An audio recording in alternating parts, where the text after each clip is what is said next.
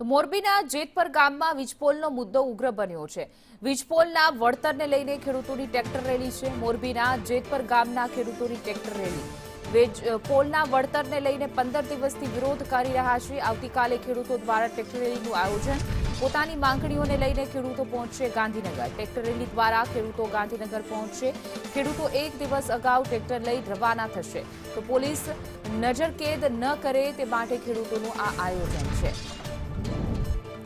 વધુ વિગતો સાથે અમારા સંવાદદાતા જગદીશ પરમાર જોડાઈ ગયા છે। જગદીશ, ખેડૂતો હવે મેદાને ઉતરી ગયા છે। છેલ્લા 15 દિવસથી વિરોધ કરી રહ્યા છે અને હવે ટ્રેક્ટર લઈને ગાંધીનગર પહોંચવાના છે।